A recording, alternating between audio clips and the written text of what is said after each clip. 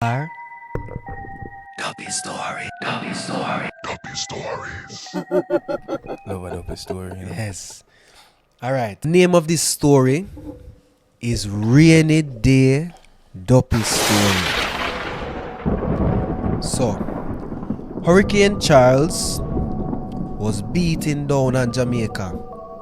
But instead of cutting the yearly vacation short, Winnie's parents packed her stuff and sent her off to her grandmother's place in the countryside.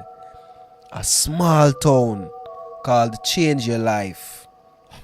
Actually, the word town was too big for such a small place. It was so small that the bus didn't even stop there. It just slowed down as if it was passing an accident, and anybody who would be on the bus that would want to come off, they'd have to hop off the bus. Almost like when you're passing a church or a graveyard. You know when you go slow, Yeah. you know? And Winnie, she hopped off the bus and she started to go up the hill to get to her grandmother's cottage. A small squat cottage, square spiked, with rusty nails that could catch your clothing or prick your finger. Grandma didn't have Wi-Fi, TV, or even a radio. And since Winnie had forgotten about her smartphone charger, there was basically nothing to do but sit around inside, in front of a window which overlooked some lemon trees, and listen to the old lady spin her duppy stories. Grandma said duppies were spirits that were anchored to earth by rusty nails.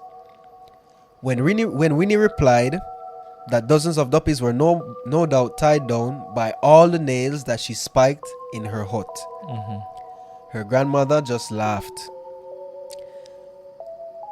and said that an 11-year-old was too young to understand the world, much less what is not inside the world, what is out of this world. Even inland, the hurricane came hitting the coast. The weather was too bad to go outside. So Winnie sat inside and suffered inside with her grandmother's stories. But after day 3 of her scheduled week-long visit and duppy tale numbers 12 through 35, the girl couldn't hide her boredom. She was bored. What makes a duppy story better than a ghost story? She complained to her grandmother. A ghost story is to scare you. A duppy tale is to learn you or to teach you. True. On the 7th day, the sun came smiling in the sky again. The bus took its weekly slowdown and Winnie went running down the hill to meet her parents. Passing through the front door of her grandmother's cottage, her t-shirt caught on one of the nails that she used to put her hut together, and she had to pull the entire metal spike out of the wood herself. Tumbling down the grassy slope into her parents' arms, to her surprise, she found they seemed even more emotional about reuniting with her than she did.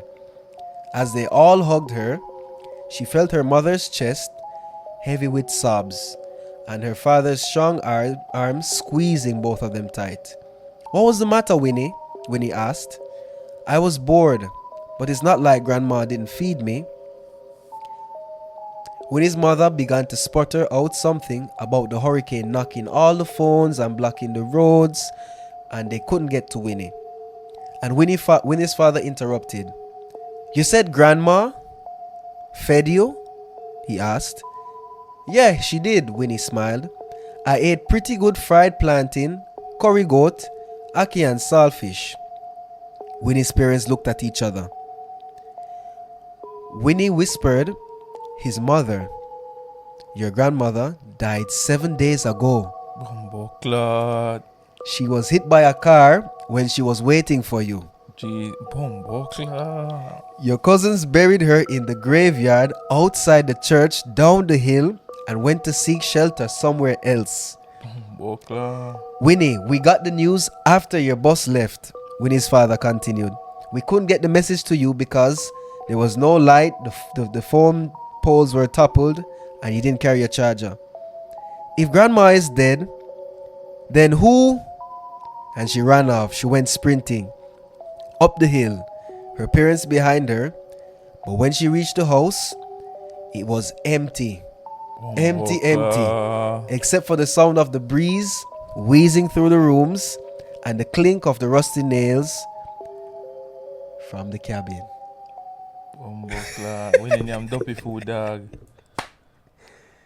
My brother! When you am dopey food to Bumbleclaw. When you am dopey food. Yo, my heart did that drop out. Now my